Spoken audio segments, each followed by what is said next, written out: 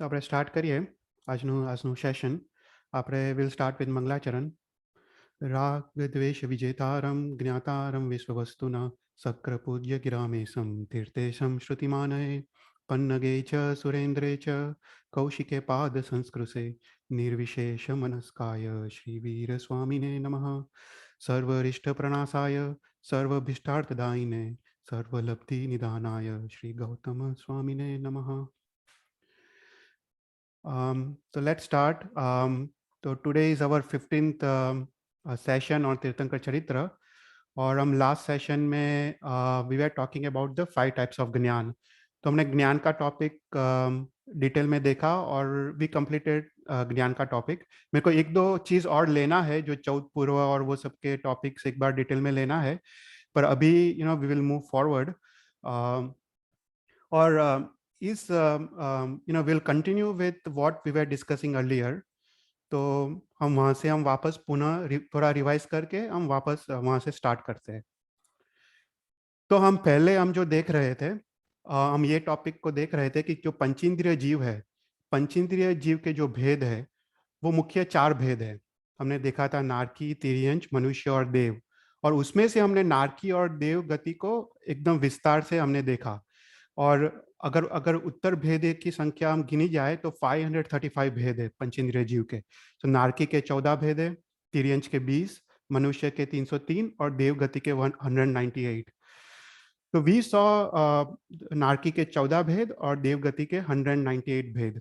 तो इस क्लास में वी विल सी द 303 भेद ऑफ मनुष्य. पर उसके पहले हम थोड़ा रिवाइज कर लेते हैं ब्रीफली नारकी और देवगति, और उसके बाद हम ये क्लास में will talk about the 303 classifications of the मनुष्य.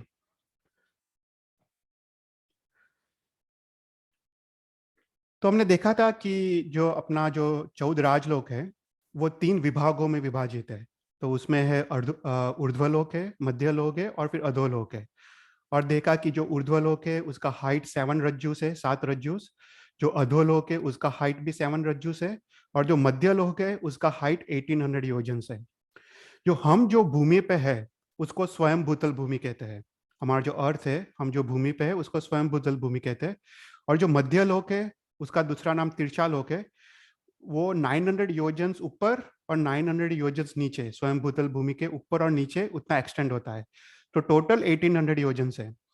और बीच में जो नाड़ी जो पसार होती है उसको त्रस नाड़ी कहते हैं.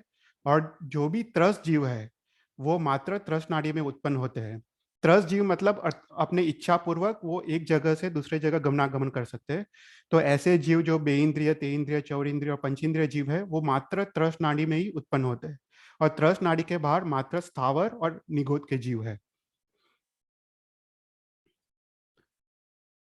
फिर हमने देखा था कि ऊर्ध्वलोक में सबसे ऊपर मोक्ष है, सिद्धशिला है. और वो सिद्धशिला 45 लाख योजन विस्तार है. उसका डायमीटर इज 45 लाख योजन. और उसके नीचे 5 अनुत्तर विमान है, उसके नीचे 9 ग्रेवियक है और उसके नीचे 12 वैमानिक देवलोक के विमान है. अगर 12 वैमानिक देवलोक के विमान के साथ देर आर ऑल्सो 3 किल्बिषक देवता के विमान और देर इज ऑल्सो एक लोकांतिक देवता के विमान. सो टोटल देर आर 16 वैमानिक देवलोक, 12 वैमानिक देवलोक प्लस 3 किल्बिषक देवता के और एक लोकांतिक देवता के देवलोक. फिर उसके बाद जो मध्यलोक है, मध्यलोक में जहाँ पे मनुष्य और तिर्यंच का जन्म होता है वो सब मध्यलोक है. और मध्यलोक के ऊपर जो ज्योतिष चक्र है, जो ज्योतिष देवता है, वो 5 टाइप के हमने देखे थे. वो चंद्र, सूर्य, ग्रह, तारा और नक्षत्र. तो वो सभी मध्यलोक में है क्योंकि वो 900 योजन में है. और स्वयं भूतल भूमि के नीचे व्यंतर, व्यान व्यंतर और तिरवृंबक देवता वो सभी मध्यलोक में है because they are within the 900 योजन बिलो द स्वयं भूतल भूमि. और उसके बाद जो अधोलोक है, अधोलोक में हमने देखा देर आर 25 टाइप्स ऑफ भुवनपति देवतास. उसमें 10 टाइप्स ऑफ असुर कुमार्स एंड 15 टाइप्स ऑफ परमाधामी देवतास जो पहले रत्न प्रभा भूमि में रहते हैं. और उसके बाद है 7 नारकीस. तो जस्ट एक बार थोड़ा ब्रीफली देख लेते हैं. हमने देखा कि नारकी जो है वो उसके 14 भेद है. और देर आर 7 टाइप्स ऑफ नारकी जो रत्न प्रभा, सर्कर प्रभा, वालुका प्रभा, पंख प्रभा, धूम प्रभा, तम प्रभा और महातम प्रभा. और उसमें जो रहने वाले जीव है उसके नाम है. तो रत्न प्रभा में जो नारकी के जीव है उसको हम धम्मा कहते हैं। सेकंड नारकी में वंश, शैला, अंज, रिष्टा, मग और मागवती। तो ये वो जीवों के नाम है। और ये 7 प्रकार के जीव क्षेत्र के हिसाब से है। पर ये जीव पहले अंतर्मुहूर्त में अपर्याप्त अवस्था में होते हैं। जब वो 6 पर्याप्ति पूर्ण करते हैं उसके बाद वो पर्याप्त हो जाते हैं। तो आपको पता होगा 6 पर्याप्ति कौन सी है, हमने वो भी देखा था। तो नारकी और देवलोक के जीव कभी अपर्याप्त अवस्था में उसकी मृत्यु नहीं होती है। उनका अवश्य निश्चय उनकी पर्याप्ति फिनिश होती है और अंतर्मुहूर्त के बाद वो पर्याप्त हो जाते हैं। तो टोटल डिविजन है 14। और बीच में कोई भी क्वेश्चन हो तो मुझे पूछना। अभी हम सिर्फ थोड़ा रिवाइज कर रहे हैं, उसके बाद हम मध्यलोक की तरफ आगे बढ़ेंगे। और हमने देखा था कि जो 7 नारकी है उसकी जो थिकनेस है वो कम होते जाती है। पहली नारकी का 180,000 योजन था, और ऐसे नीचे नीचे जाके जो 7th नारकी है उसकी 108,000 योजन है। और उसका जो डायमीटर है, उसका जो विड्थ है, वो इंक्रीज होते जाता है। तो पहला नारकी का 1 रज्जु था, और नीचे जाओ 7th नारकी का वो 7 रज्जु उसका डायमीटर है। ये सभी गोल है, वलयाकार का है। तो इट्स बेसिकली डायमीटर इज 7 रज्जूस। और ये जो भूमिज है वो नारकी की Bhumij, it's supported by 3 layers. जो पहला हमने देखा था वो घनोदधि लेयर है। घनोदधि वो एक थिक वाटर लेयर है जो 20,000 योजन्स का वो थिकनेस है। उसके नीचे घनवात है, वो थिक एयर है, वो असंख्य योजन्स है। उसके नीचे तनवात है, वो थिन एयर है, वो भी असंख्य योजन्स है। और उसके बाद आकाश है, आकाश भी असंख्य योजन से। फिर उसके बाद सेकंड नारकी आती है, वापस घनोदधि, घनवात, तनवात, ऐसे करके उसका स्ट्रक्चर है। और नारकी के जीवों का देखा था कि जो हाइट है वो इंक्रीज होते जाता है। पहली नारकी में 7 धनुष के हाइट है, और जो 7th नारकी में 500 धनुष की हाइट है। तो अगर देखें पहले नारकी के जीव, राइट, 7 धनुष 3 हाथ, मतलब क्लोज टू 33 फीट। मतलब हमारा हाइट है क्लोज टू 6 फीट। तो हमारे से एटलीस्ट 5 to 6 टाइम्स बड़े बड़े होते हैं, जस्ट टू कंपेयर जो पहली नारकी के जीव। और फिर उसके बाद उनका हाइट इंक्रीज होते जाता है। और उसके बाद हमने देखा कि आयुष्य भी इंक्रीज होते जाता है। जो पहली नारकिंग में जो जगन्य आयुष्य है वो 10,000 साल का है, उत्कृष्ट आयुष्य 1 सागरोपम का है। और ऐसे करके नीचे जाओ तो 7वीं नारकी में जगन्य आयुष्य 22 सागरोपम, और जो उत्कृष्ट आयुष्य है वो 33 सागरोपम का है। फिर हमने देखा था जो पहली नारकी है रत्न प्रभा भूमि, उसमें जो अपने मध्यलोक में सबसे सेंटर में मेरू पर्वत है। हम ये सब काफी डिटेल में देखेंगे आगे। पर ये जो मेरू पर्वत है, मेरू पर्वत भी वो नीचे तक जाता है। यहाँ पे पिक्चर में दिखाया नहीं है, पर मेरू पर्वत भी 1000 योजन नीचे तक जाता है। तो ये मेरू पर्वत के नीचे जो पहले 80 योजन से उसमें व्यान व्यंतर देव रहते हैं। फिर उसके बाद 800 योजन तक व्यंतर देव रहते हैं। तो ये सब मध्यलोक का पार्ट है। और उसके बाद अधोलोक शुरू होता है। तो अधोलोक में नरक के प्रतर्स है और असुर कुमार देवता के प्रतर्स है। तो ऐसे 13 प्रतर्स है। नरक का प्रतर, असुर कुमार का प्रतर, वापस नरक का प्रतर, वापस नाग कुमार का प्रतर, ऐसे करके 13 प्रतर्स है। और लास्ट में शून्य पिंड है जो 1000 योजन है थिकनेस। उसके बाद घनोदधि, घनवात और तनवात। तो ये सबने देखा था, वी आर जस्ट रिवाइजिंग। और देखा था कि डिपेंडिंग ऑन कौन से प्रतर में जीव का जन्म होता है उनका आयुष्य इंक्रीज होते जाता है। तो अगर पहले रत्न प्रभा भूमि में भी 13 प्रतर से, तो पहले प्रतर में जो जीव जन्म लेता है उसका जगन्य आयुष्य 10,000 साल और उत्कृष्ट आयुष्य 90,000 साल। और ऐसे करके जो 13th प्रतर में जो जन्म लेता है वो उसका आयुष्य सागरोपम तक उसका इंक्रीज होता है। तो ये था नारकी का ब्रीफ रिवीजन। उसके बाद हमने देखा था देवलोक का। तो देवलोक में देर आर 198 डिविजन्स। तो देवलोक में देर आर 3 डिविजन्स, जो ऊर्ध्वलोक में जो देवता है, मध्यलोक में जो देवता है, और जो अधोलोक में जो देवता है। जो ऊर्ध्वलोक में जो देवता है वो 38 टाइप्स के हैं। जो 12 वैमानिक देवलोक के देवता, 3 किलभिषक, किलभिषक मतलब सर्वंट देवता जो लोगों का काम करते हैं, ऐसे सर्वंट देवता। फिर 9 ग्रेवियक, 5 अनुत्तर और 9 लोकांतिक देवता। ये लोकांतिक जो देवता होते हैं उनका ये अंतिम भव होता है, और नेक्स्ट भव में वो मोक्ष में जाने वाले होते हैं। और जब भगवान का जब दीक्षा कल्याणक आता है, जब ये लोकांतिक देव आके भगवान को याद कराते हैं कि तुम्हारा दीक्षा समय नजीक आ रहा है और तुमको दीक्षा लेनी है और धर्म तीर्थ की स्थापना करनी है। ये सब लोकांतिक देवता होते हैं, वो भगवान के परम भक्त होते हैं। फिर उसके बाद हमने देखा मध्यलोक में।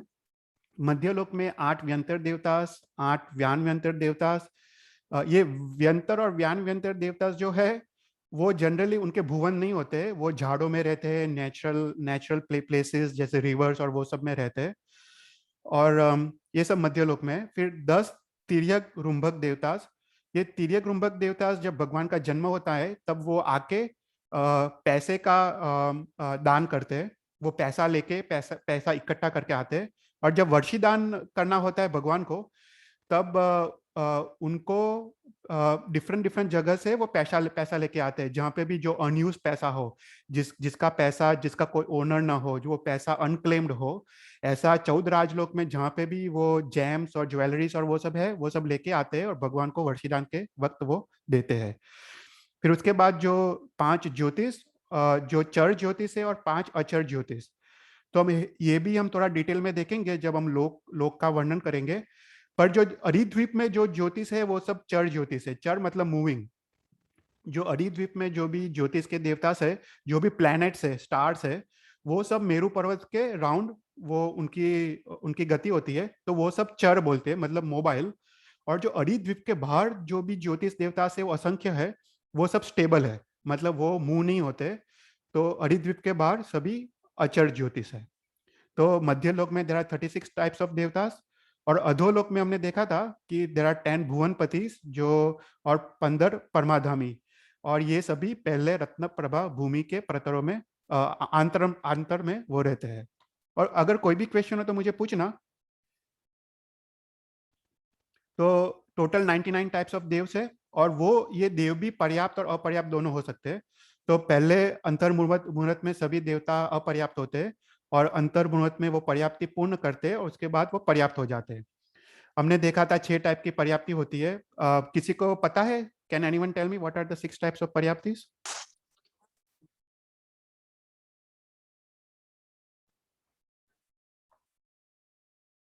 ठीक है।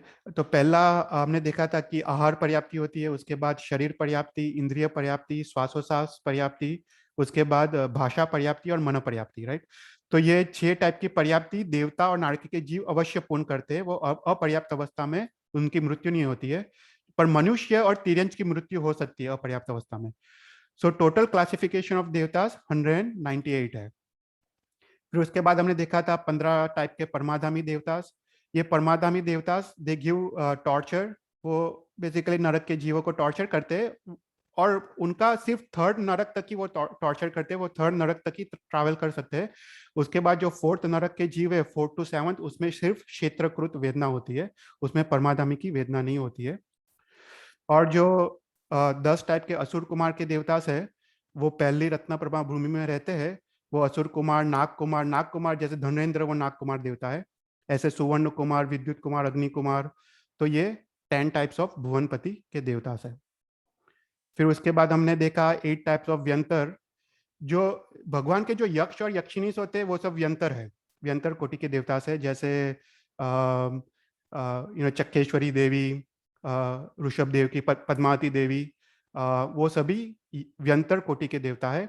और उसके बाद 8 टाइप्स ऑफ व्यानवंतर है, जो हमने देखा था।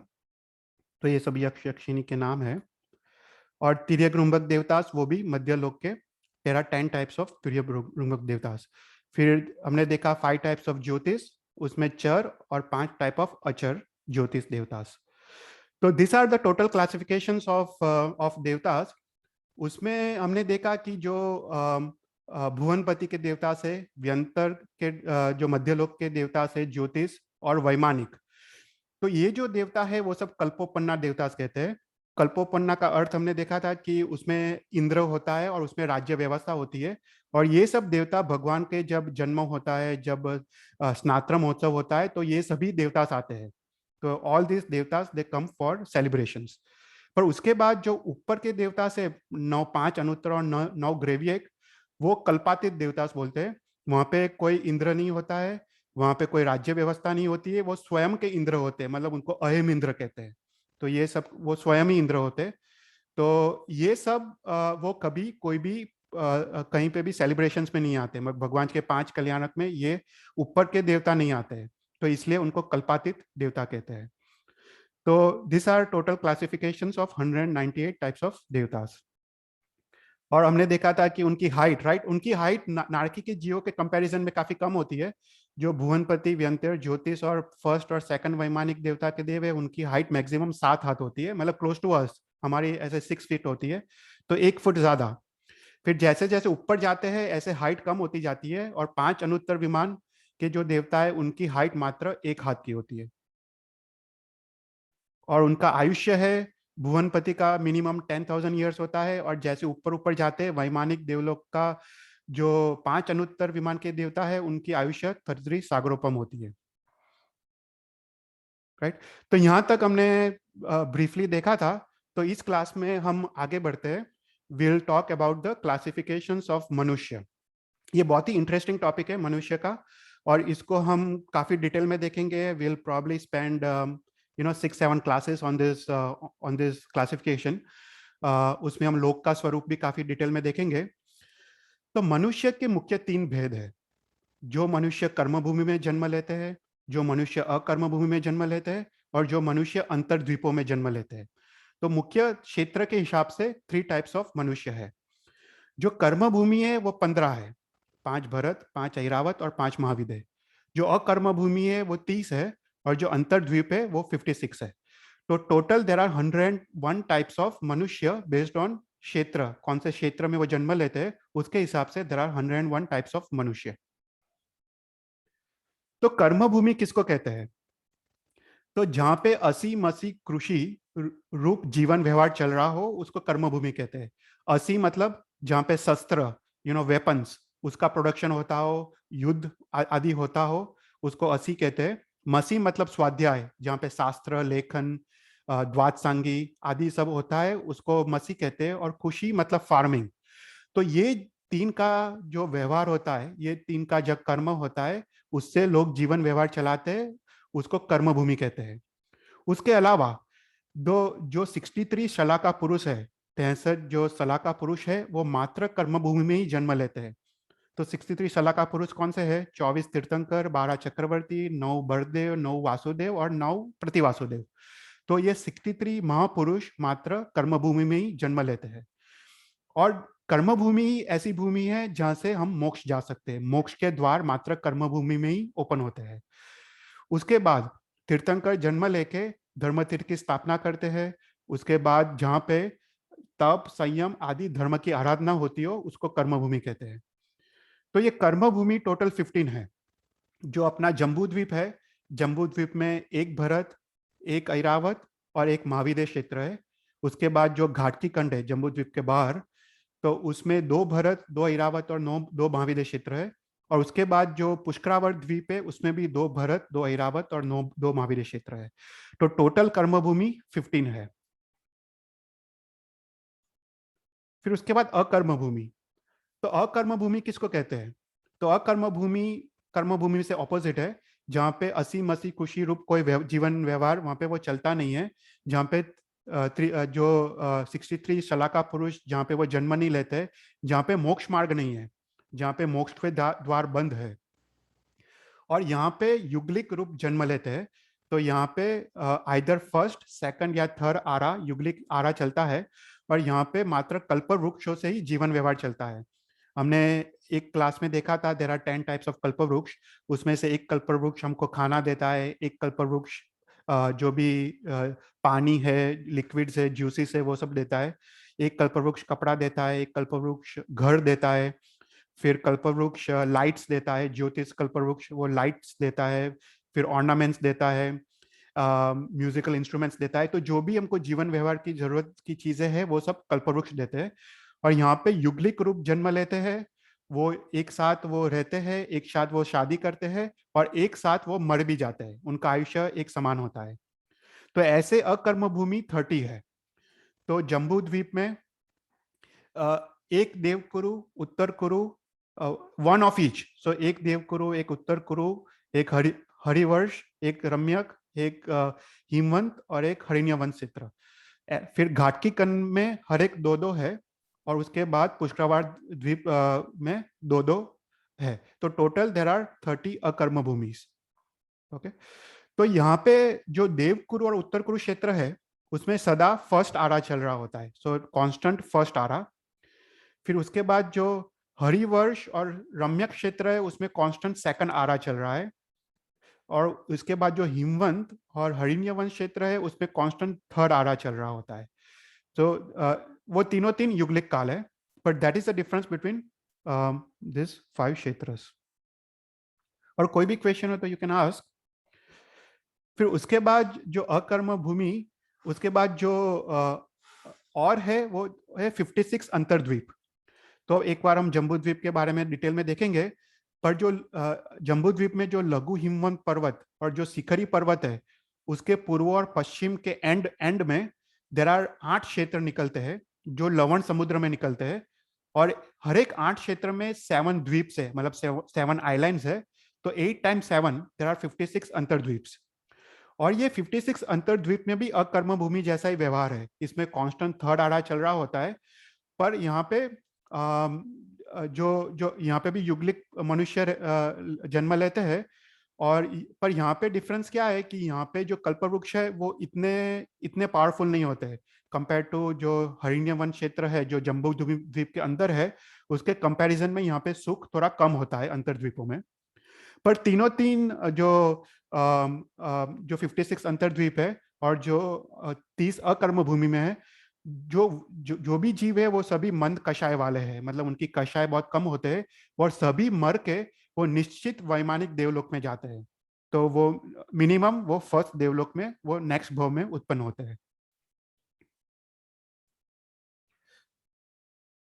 तो अभी मनुष्य लोक, तो मनुष्य लोक का विस्तार कितना है? तो मनुष्य लोक का विस्तार टोटल 45 लाख योजन है। तो अभी एक इंटरेस्टिंग चीज है, राइट? अभी सिद्धशिला जो है, सिद्धशिला का भी डायमीटर 45 लाख योजन है, और जो मनुष्य लोक है जो अरिद्वीप है उसका डायमीटर भी 45 लाख योजन है। इसका रीजन ये है कि ये 45 लाख योजन से ही हम मोक्ष में जा सकते हैं, और जो भी जीव यहाँ पे ये इस अरिद्वीप में जन्म लेता है वही जीव डायरेक्ट मोक्ष में जा सकता है। अरिद्वीप के बाहर कोई मनुष्य जन्म नहीं लेता है, पर तीर्यन चादी जन्म लेते हैं, पर वो लोग मोक्ष में नहीं जा सकते क्योंकि वहां पे मोक्ष मार्ग है नहीं।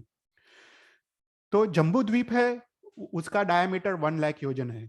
उसके बाद जम्बू द्वीप के बाहर लवण समुद्र है, और लवण समुद्र का जो एंड टू एंड डिस्टेंस है वो 4 लाख योजन है। वो 2 लाख योजन on one side and another 2 lakh योजन on another side, so total 4 lakh योजन। तो लवण समुद्र के बाहर घाटकी खंड है, और घाटकी खंड का टोटल विस्तार है 8 लाख योजन। और घाटकी खंड के बाहर कलोदधी समुद्र है, उसका विस्तार 16 लाख योजन है। और उसके बाद बाहर पुष्करावर्त द्वीप है, उसका डायमीटर 32 लाख योजन से। पर ऐसा है कि मनुष्य मात्र अर्ध पुष्करावर्त के क्षेत्र में ही जन्म ले सकते हैं, तो इसलिए 32 डिवाइड बाई 2 16। तो इफ यू टोटल एवरीथिंग, तो टोटल अरिद्वीप का जो डायमीटर आता है वो है 45 लाख योजन। तो यहाँ पे सिंप्लीफाइड मैप है। तो हमारा जो मनुष्य लोक है उसमें सेंटर में मेरू पर्वत है। ये जो मेरू पर्वत है उसका हाइट 1 लाख योजन से। सो बेसिकली जो जम्बू द्वीप का जो डायमीटर है उतना ही मेरू पर्वत का हाइट है। जम्बू द्वीप का डायमीटर इज 1 लाख योजन, और मेरू पर्वत का हाइट भी 1 लाख योजन है। और जो मेरू पर्वत का जो बेस डायमीटर है वो 22,000 वो 10,000 योजन है, जो बेस डायमीटर। उसके बाद मेरू पर्वत के बाहर जम्बू द्वीप है, जो हम यहाँ पे रहते हैं जम्बू द्वीप में। उसके बाहर लवण समुद्र है, उसके बाहर घाटकी खंड है, उसके बाद कलोदधी समुद्र है, और उसके बाद अर्ध पुष्करावार द्वीप है। तो ये जो पुष्करावार द्वीप है वो यहाँ पे एंड में मनोसत्तर पर्वत है, और मनोसत्तर पर्वत के अंदर ही मनुष्य जन्म ले सकते हैं, तो इसलिए हम बोलते हैं अर्ध पुष्करावार द्वीप। इसके बाहर भी आधा पुष्करावार द्वीप यहाँ पे बाकी है, पर यहाँ पे कोई मनुष्य जन्म नहीं लेता है। मनोसत्तर पर्वत के बाहर कोई भी मनुष्य जन्म नहीं लेता है, तो इसलिए इसको बोलते हैं अरिद्वीप। सो 2.5 द्वीप। तो इतने क्षेत्र को मनुष्य लोग बोलते हैं। और उसके बाद जो अर्ध पुष्करावार द्वीप के बाद असंख्य द्वीप और समुद्र है, जो उसकी उसकी जो विस्तार है वो डबल डबल होते जाता है। और टोटल जो तिरछालोक, इसको पूरा तिरछालोक बोलते हैं। टोटल तिरछालोक का जो डायमीटर है वो 1 रज्जु है। 1 रज्जु मतलब असंख्य योजन, उसका डायमीटर 1 रज्जु है। और जो लास्ट दो द्वीप और समुद्र है उसका नाम है स्वयंभू रमन द्वीप और स्वयंभू रमन समुद्र। तो ये असंख्य द्वीप और समुद्र के बाद है। तो ये पूरा तिरछा लोक है। या कोई भी क्वेश्चन हो तो पूछना। तो विल जस्ट ये थोड़ा हम ब्रीफली ये क्लास में देख लेते हैं और फिर नेक्स्ट क्लासेस में will go into much more detail. पर इस क्लास में वी वांट टू अंडरस्टैंड कि कर्मभूमि कौन सी है, अकर्मभूमि कौन सी है, और 56 अंतर्द्वीप कौन से है। तो ये जम्बू द्वीप है, जो जम्बू द्वीप में सेंटर में मेरू पर्वत है। तो ये जम्बू द्वीप टोटल 7 क्षेत्रों में डिवाइडेड है, and it's divided because of the 6 पर्वत। तो टोटल 6 पर्वत है। तो पहला पर्वत है ये लघु हिमवंत पर्वत है। उसके बाद दूसरा पर्वत है महाहिमवंत पर्वत। उसके उत्तर में निषेध पर्वत। उसके उत्तर में नीलवंत पर्वत। उसके उत्तर में रुक्मी पर्वत, और उसके ऊपर में शिखरी पर्वत। तो ये पर्वतों के कारण पूरा जम्बूद्वीप 7 क्षेत्रों में डिवाइडेड है। तो सबसे दक्षिण में जो क्षेत्र है वो भरत क्षेत्र है। तो यहाँ पे जो हम रहते हैं वो लघु हिमवंत पर्वत के दक्षिण में, तो हम यहाँ पे रहते हैं। तो right now we are here. तो ये भरत क्षेत्र है। और लघु हिमवंत पर्वत के ऊपर यहाँ पे हिमवंत क्षेत्र है। ये हिमवंत क्षेत्र वो अकर्म भूमि है, यहाँ पे सदा थर्ड आरा चल रहा होता है। फिर उसके उत्तर में महाहिमवंत पर्वत, और उसके उत्तर में हरिवर्ष क्षेत्र, यहाँ पे कांस्टेंट सेकंड आरा चल रहा होता है। उसके उत्तर में निषेध पर्वत, और उसके उत्तर में मेरू पर्वत है, और मेरू पर्वत के उत्तर और दक्षिण में उत्तर कुरु और देवकुरु क्षेत्र। तो यहाँ पे भी अकर्म भूमि है ये दोनों। तो उत्तर कुरु क्षेत्र, देवकुरु क्षेत्र, हरिवर्ष क्षेत्र और हिमवंत क्षेत्र वो सभी अकर्म भूमि है। भरत क्षेत्र वो कर्म भूमि है। तो उत्तर कुरु और देवकुरु क्षेत्र में सदा फर्स्ट आरा चल रहा होता है। और मेरू पर्वत के पूर्व और पूर्व इस साइड है, पूर्व और पश्चिम में महाविद्य क्षेत्र है, जहाँ पे 32 विजयस है। उसके पश्चिम में यहाँ पे 16 विजयस है। उसके पूर्व में देयर आर 16 विजयस।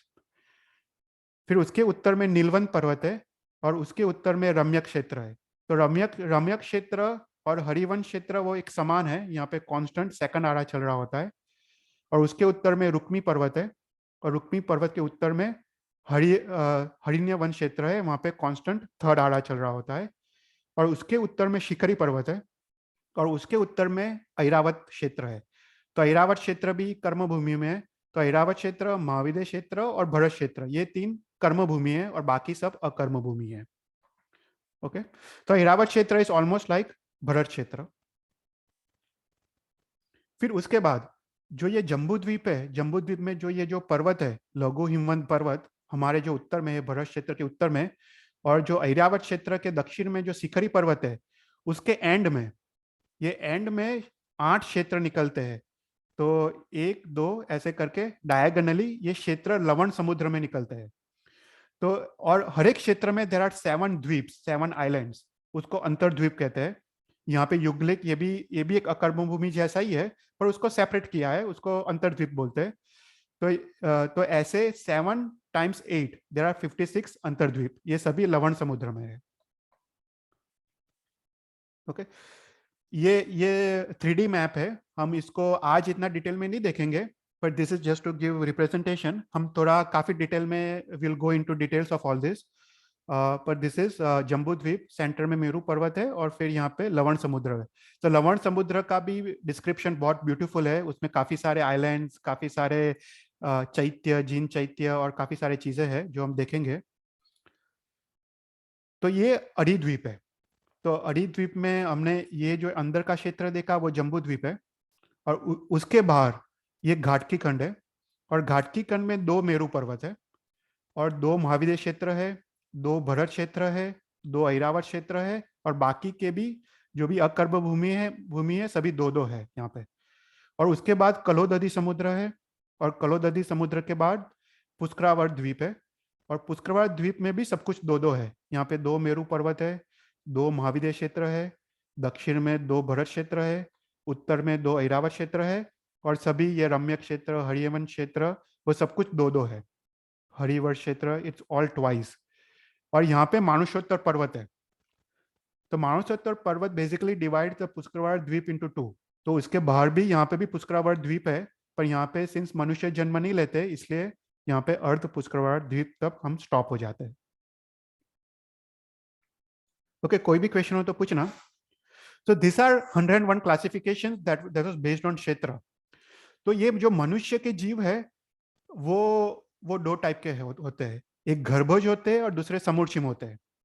तो गर्भज मतलब क्या? जो माता पिता या स्त्री पुरुष के संयोग से जो उत्पन्न होते हैं उसको गर्भज कहते हैं। तो देर आर 101 टाइप्स ऑफ गर्भज। और जो माता पिता के संयोग के बिना जो अपने शरीर से जो भी अशुचि, जो भी लिक्विड्स जो निकलते हैं, वो लिक्विड्स अगर अंतर्मुहूर्त तक रहे तो उसके बाद समूढ़ मनुष्य उत्पन्न होते हैं। तो वो 101 टाइप्स के हैं। तो गर्भज मनुष्य 101 टाइप्स, समूढ़ मनुष्य भी 101 टाइप्स। और गर्भज में दो है, पर्याप्त और अपर्याप्त। तो गर्भज मनुष्य अगर वो छह पर्याप्ति पूर्ण करे, अंतर्मुहूर्त तक वो पर्याप्ति पूर्ण करता है, उसके बाद अगर वो जीवित होता है तो वो उसको पर्याप्त कहते हैं। पर वो अंतर्मुहूर्त में अगर मर जाता है, अगर किसी का जन्म किसी के च्यवन होता है, उसके बाद अगर अंतर्मुहूर्त तक उसका वो पर्याप्त न हो पाए, उसके पहले उसकी मृत्यु हो जाए तो उसको अपर्याप्त कहते हैं। So total there are 303 types of मनुष्य, 101 टाइप्स ऑफ गर्भज मनुष्य, गर्भज पर्याप्त, 101 टाइप्स ऑफ गर्भज अपर्याप्त, और 101 टाइप्स ऑफ समूढ़। तो मेरे को ये क्लास में I want to discuss about this समूढ़, क्योंकि ये समूढ़ जीव जो मनुष्य है वो पंचेंद्रिय है और हम इसकी हिंसा हम कांस्टेंट करते रहते हैं। तो I wanted to talk about this समूढ़ अपर्याप्त मनुष्य। तो समूढ़ जीव समूढ़ मनुष्य क्या है? तो हमने देखा कि वो माता पिता के संयोग के बिना अपने शरीर में जो भी अशुचि पदार्थ है उससे वो उत्पन्न होते हैं। तो ये जो समूढ़ जीव है वो एक ही साथ असंख्य जीव उत्पन्न होते हैं, एक ही साथ। सो देर आर काउंटलेस ये समूढ़ मनुष्य उत्पन्न होते हैं, और वो निश्चय अपर्याप्त होते हैं। वो छह पर्याप्ति पूर्ण नहीं करते, वो इधर 4 पर्याप्ति या 5 पर्याप्ति पूर्ण करते हैं और उसके बाद वो मर जाते हैं। तो ये जो समूढ़ मनुष्य जो उत्पन्न होते हैं उसका उसका पाप हमको कांस्टेंट लगता रहता है। और शास्त्र में ये चीज लिखा है, ये बहुत सोचने जैसी चीज है कि जो एक इंद्रिय जीव, बेइंद्रिय, तेइंद्रिय और चौरिंद्रिय जीव, उसकी जो हत्या करते हैं उससे ज्यादा पाप हमको समूढ़ मनुष्य की हिंसा में लगती है। जो चौरिंद्रिय जीव जैसे बटरफ्लाई है, वो सब चौरिंद्रिय जीव है, उससे भी ज्यादा पाप हमको समूढ़ मनुष्य जीव के हिंसा में लगती है, क्योंकि वो पंचेंद्रिय जीव है। तो इसलिए हमको जैसे भी करके we have to find out कि हम ये हिंसा को कैसे रोक पाए, क्योंकि सबसे बड़ा पाप हमारा समूढ़ मनुष्य जीव की हिंसा में है। तो शास्त्र में लिखा है देर आर 14 वेज कि वो समूढ़ मनुष्य उत्पन्न होते हैं। तो हमारे जो शरीर में जो लिक्विड्स निकलते हैं वो 14, देर आर 14 डिफरेंट वेज वो समूढ़ मनुष्य उत्पन्न होते हैं। तो पहला है विष्टा। विष्टा मतलब जो भी हम वेस्ट प्रोडक्ट्स, जो सॉलिड वेस्ट है वो निकालते हैं, उसको विष्टा कहते हैं। उसके बाद यूरिन, मूत्र। उसके बाद कफ, अपने शरीर में जो भी कफ निकलता है। उसके बाद नासिका में मैल, अपने नोज में जो भी कचरा है, वो कचरे में भी समूढ़ मनुष्य उत्पन्न हो सकते हैं। उसके बाद वमन और उल्टी, जो भी वॉमिट हम करते हैं उसमें। उसके बाद जो भी सलाइवा है, हम जो भी खाते हैं पीते हैं, ग्लास, उसमें समूढ़ मनुष्य उत्पन्न होते हैं। फिर पित्त, पित्त मतलब एसिडिटी, हमारे जो एसिडिटी अगर बाहर निकले तो उसमें उत्पन्न होते हैं। परु, परु मतलब हमको कुछ लगता है और कुछ पक जाता है, राइट, उसमें उत्पन्न होते हैं। लोही मतलब ब्लड। वीर्य, और जो वीर्य जो सूख जाते हैं और वापस वो गीले हो जाते हैं, उसमें भी समूढ़ मनुष्य उत्पन्न होते हैं। उसके बाद पसीना, अपना जो स्वेट है, जो स्वेट बॉडी से छूटा पड़ता है, अपने बॉडी पे नहीं, बॉडी में स्वेट हो तब तक ओके है, पर जैसे ही वो स्वेट बॉडी से अलग पड़ता है और उसके बाद 48 मिनट्स के बाद उसमें समूढ़ मनुष्य उत्पन्न होते हैं। उसके बाद मनुष्य के डेड बॉडी में, इसलिए हमने अब हम हमारे में व्यवहार क्या है कि वो डेड बॉडी को हम बर्न कर देते हैं, राइट। जब तक वो डेड बॉडी बर्न ना हो उसमें समूढ़ मनुष्य उत्पन्न होते रहते हैं। उसके बाद स्त्री पुरुष के संयोग में, उसके बाद जो नगर में जो जो लैंड फिल्स है उसमें भी काफी लिक्विड वेस्ट होता है, तो उसमें भी। तो ये 14 डिफरेंट तरीके से समूढ़ मनुष्य उत्पन्न होते हैं। और जो ये समूढ़ मनुष्य है, हमने देखा कि कैसे उत्पन्न होते हैं। तो ये जो जो लिक्विड वेस्ट है, जब हमारे बॉडी से जब छूटा पड़ता है और उसके बाद 48 मिनट्स तक अगर वो सूखे नहीं, अगर वो ड्राई नहीं हो, तो उसमें वो समुद्री मनुष्य उत्पन्न होते हैं। अगर वो ड्राई हो जाए तो उसमें उत्पन्न नहीं होते, पर अगर वो 48 मिनट्स के बाद भी वो ड्राई ना हो तो उसमें समुद्री मनुष्य उत्पन्न होते हैं, और वो असंख्य प्रमाण में उत्पन्न होते हैं। और उसकी हिंसा का पाप यहाँ पे लिखा है, एक इंद्रिय पृथ्वी अपकाय बे इंद्रिय तेन्द्रिय चौंद्रिय से भी ज्यादा पाप हमको समूर्चिम जीव की हिंसा में लगते हैं। तो ये टॉपिक मेरे को लेना था कि समूर्चिव जीव की हिंसा हम कैसे रोक सकते हैं। There are few things I think we all can do, और हमको करनी चाहिए, जो बहुत सिंपल चीजें हैं, जो हम जीवन में रोज हम उसका पालन कर सकते हैं। तो पहला है, हम जो भी हम खाते हैं, जो भी डिश है, वो थाली धो के पीना चाहिए। ओके, और थाली भी एक बार धोना नहीं चाहिए, 3 बार धोना चाहिए, तो वो कंप्लीटली वो साफ हो जाए। और उसके बाद थाली को धोने के बाद, वो थाली को वो पानी पी लेने के बाद, उसको वेट उसको उसको जो कपड़ा है, ड्राई कपड़ा, उससे पूरा उसको उसको पूरा ड्राई कर देना चाहिए। तो ऐसी थाली में 48 मिनट्स के बाद समूर्चिव जीव उत्पन्न होने की कोई संभावना नहीं है। ओके, तो ये चीज हम लोग सब लोग कर सकते हैं। रोज हम थाली धो के पी सकते हैं 3 बार, और उसके बाद उसको ड्राई कपड़े से पूरा साफ करके वो ड्राई कपड़ा सुखा देने का। और we have to make sure कि वो ड्राई कपड़ा भी 48 मिनट्स में सूख जाए। तो जैसे सन में सुखा दो, या ऐसी जगह पे सुखाओ कि घर के अंदर थोड़ा सन आए, तो ऐसे जगह पे वो 48 मिनट्स में वो ड्राई हो जाता है। तो हम ये बहुत बड़े पाप से हम बच सकते हैं। फिर उसके बाद जो हम पानी पीते हैं, पानी भी हम ग्लास जो पीते हैं, वो ग्लास को भी ड्राई कपड़े से साफ कर देना चाहिए, कि उसमें समुच्चय, क्योंकि अपने सलाइवा से भी अगर वो ग्लास वेट रहे तो 48 मिनट्स के बाद वो ग्लास में भी समुच्चय मनुष्य उत्पन्न होते हैं, और उसका पूरा पाप हमको लगता है। So this two things are very simple to follow, हम लोग रोज कर सकते हैं। उसमें अपना कोई टाइम वेस्ट वो ज्यादा जाता नहीं है, तो वी कैन डू दिस। फिर उसके बाद जो थोड़ी डिफिकल्ट चीज है, वो है जो शास्त्र में लिखा है कि हम जो यूरिन वो सब जाते हैं, वो खुली जगह में जाने चाहिए, और उसको ऐसे जाना चाहिए कि वो 48 मिनट्स में सूख जाए। अभी वो तो हमारे लिए पॉसिबल नहीं है। फिर उसके बाद लिखा है जो हम स्नान करते हैं, तो पहले में क्या था कि स्नान हम एकदम मिनिमम पानी से करते थे, और वो स्नान का पानी इकट्ठा करके हम बाहर उसको पलटते थे, कि ऐसे परतते थे कि वो स्नान का पानी भी 48 मिनट्स में सूख जाए। अभी ये इसलिए इंपॉर्टेंट है क्योंकि अपने शरीर में पसीना होता है, और जब हम स्नान लेते हैं तो ये वो पसीना अपने शरीर से वो अलग होता है, और 48 मिनट्स के बाद अगर वो स्नान का पानी सूखे नहीं, तो उसमें भी समुचित मनुष्य उत्पन्न होते हैं। तो हमको ये पाप तो कांस्टेंट लगता ही है। ये हम जो यहाँ का जो वेस्ट सिस्टम हम यूज करते हैं, वो कांस्टेंट गीला का गीला रहता है जब तक उसका वो केमिकल ट्रीटमेंट ना हो, तो उसमें समुचित मनुष्य उत्पन्न होते हैं। ये पाप को हम रोकना मुश्किल है, पर only thing you can do is, तुम मिनिमम पानी से स्नान कर सकते हो। यू हैव टू डिसाइड कि मेरे को 5 मिनट से ज्यादा स्नान नहीं करना है, तो उस हिसाब से वो पाप को तुम कम कर सकते हो। फिर उसके बाद जो हम हाथ मुंह धोते हैं, वो भी एकदम कम पानी से धोना चाहिए, क्योंकि हाथ मुंह में भी पसीना है, राइट। तो वो भी एकदम कम पानी से धोना चाहिए कि समूची जिम सबसे कम उत्पन्न हो। फिर उसके बाद जो हम थूकते हैं, थूकने के बाद उसको रेती से कवर करना चाहिए, या राख से कवर करना चाहिए, तो उसमें वो 48 मिनट्स में वो सूख जाए। फिर उसके बाद जो जो पसीना है, तो जो हम बाहर हम जॉगिंग करके आते हैं या जो भी हम एक्सरसाइज करके आते हैं, तो उसके बाद हम कपड़े निकालते हैं। तो वो कपड़े निकालने के बाद अगर वो कपड़े 48 मिनट्स तक वो गीले रहे, तो 48 मिनट्स के बाद वो कपड़े में भी समुचित मनुष्य उत्पन्न होते हैं। तो शास्त्र में लिखा है वो कपड़े हमको बाहर डोरी पे सुखाने चाहिए। ऐसे एनवायरमेंट में जहाँ पे बाहर सन आता हो, हवा आती हो, तो 48 मिनट्स में वो सूख जाते हैं, इतना टाइम नहीं लगता है। पर हमको कपड़े निकाल के हमको डोरी पे लटकाने चाहिए बाहर, और उसको 48 मिनट्स में सुखा देना चाहिए कि उसमें समुचित मनुष्य जीव उत्पन्न न हो। और फिर द लास्ट बोलते हैं कि जो भी हम ड्राई क्लॉथ हम यूज करते हैं, जैसे हम पसीना लूसने के लिए, या थाली लूसने के लिए, ग्लास लूसने के लिए, वो तुमको सूर्यास्त के पहले उसको धो देना चाहिए। तो वापस जो उसका जो डेड बॉडी है, अगर कोई समुचित जीव है, तो वो भी वो साफ हो जाए, और दूसरे दिन वापस उसको फ्रेश क्लॉथ तुमको यूज करना चाहिए। तो ये टॉपिक मुझे लेना था क्योंकि this was very important topic.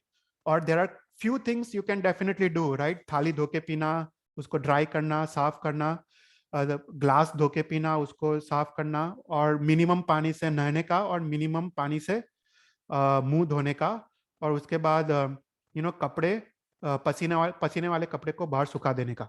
अगर हम इतना भी करें तो हम ये महान पाप, ये पंचेंद्रिय जीव की हत्या का पाप से हम बच सकते हैं। ओके, तो कोई भी क्वेश्चन हो तो मुझे पूछना। तो यहाँ